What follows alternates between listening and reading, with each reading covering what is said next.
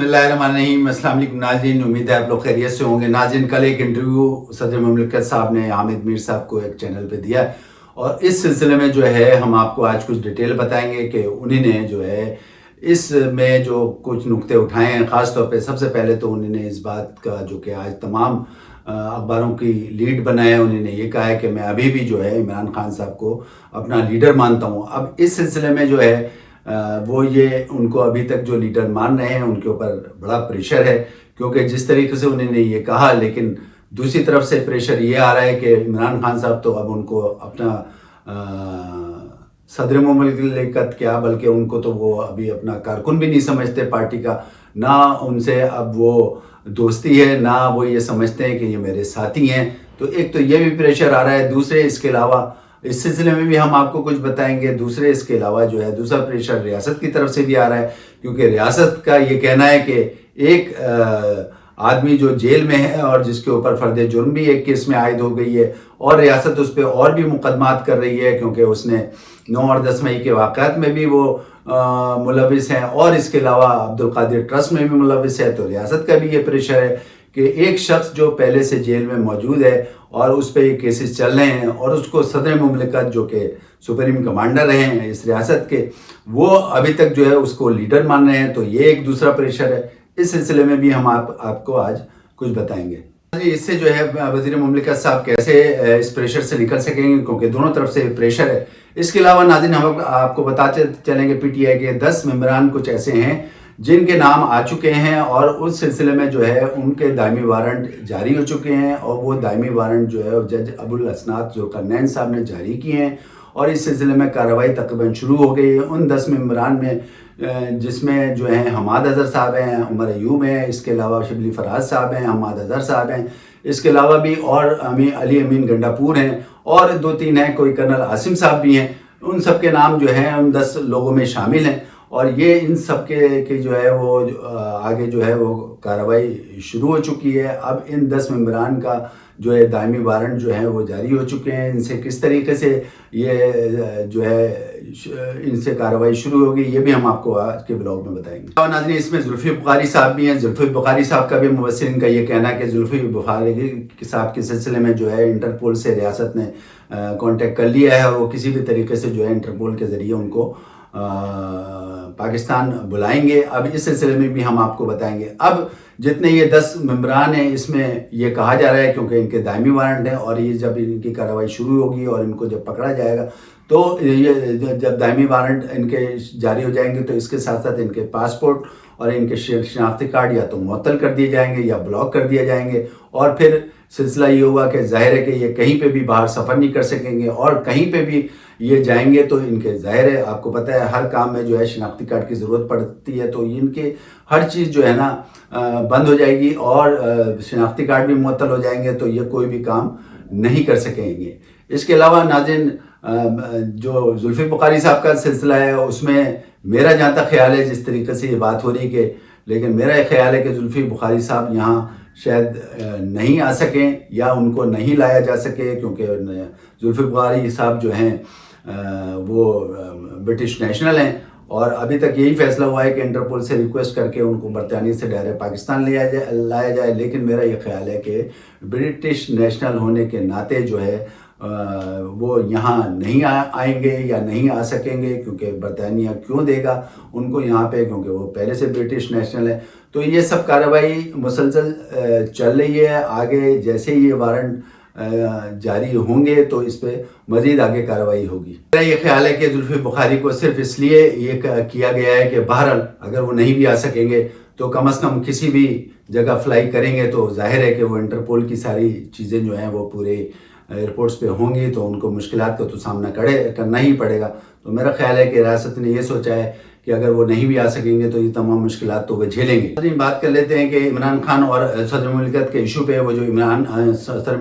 मुमलिकत ने कल इंटरव्यू हामिद मीर साहब को दिया, उसमें और भी कुछ नुकात हैं। उसमें एक नुकता ऐसा है जिसमें उन्होंने कहा है कि इलेक्शन एक्ट 2017 की शक 57 में जो तरमीम की गई है वो जो है वो आइन के ख़िलाफ़ है اب اس خلاف کا جو یہ نقطہ یہ پیش کر دیا ہے، جس سے ایک آئینی بحران پیدا ہو گیا ہے۔ مبصرین کا یہ خیال ہے کہ صدر مملکت جو ہیں سپریم کمانڈر ہیں، اور ان تمام چیزوں میں جو ہے وہ ظاہر ہے کہ صدر مملکت ہیں، کتنے پرانے ہیں، اور ظاہر ہے کہ ان کو سب تجربہ ہے۔ انہوں نے یہ کہہ کے ایک آئینی بحران پیدا کر دیا ہے۔ اب مبصرین کا یہ خیال ہے کہ یہ نقطہ جو ہے سپریم کورٹ میں اٹھایا جائے گا۔ اب یہ سپریم کورٹ میں جب اٹھایا جائے گا تو مبصرین کا یہ خیال ہے کہ ظاہر ہے کہ پھر وہ سپریم کورٹ کا نمائندہ جو ہے وہ وکیل جو ہے وہ ان سے پوچھے گا، یا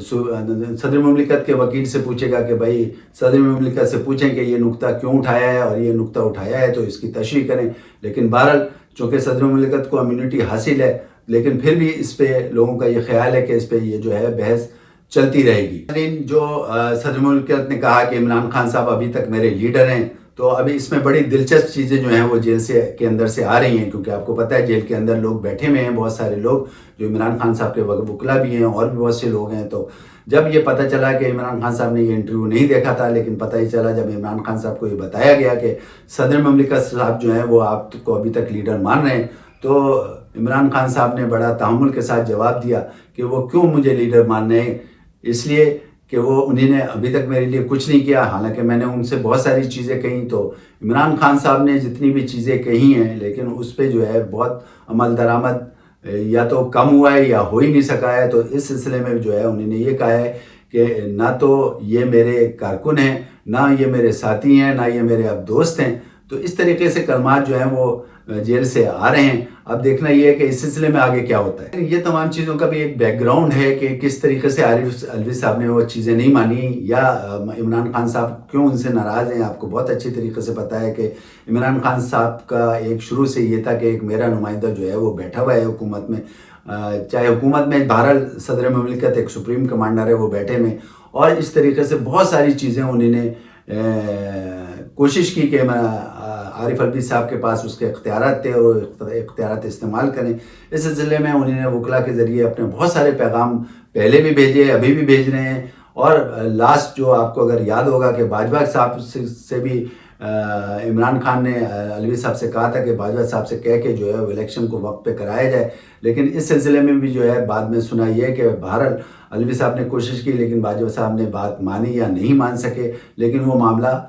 کہیں پہ بھی نہیں رکا۔ اس کے علاوہ جو ہے ناظرین آپ کو پتہ ہے کہ بہت ساری چیزیں ایسی ہیں جس میں عمران خان صاحب نے عارف الوی صاحب سے کہا تھا کہ اس کو کریٹ کریں، لیکن وہ کریٹ نہیں کر سکے۔ اسی طریقے سے جو ہے الیکشن کی ڈیٹ کے لیے بھی بالآخر جو ہے باقاعدہ کلیئر میسیجز عمران خان صاحب کی طرف سے عارف الوی صاحب کو گئے کہ آپ کا یہ اختیار ہے اور آپ ایک ڈیٹ دیں،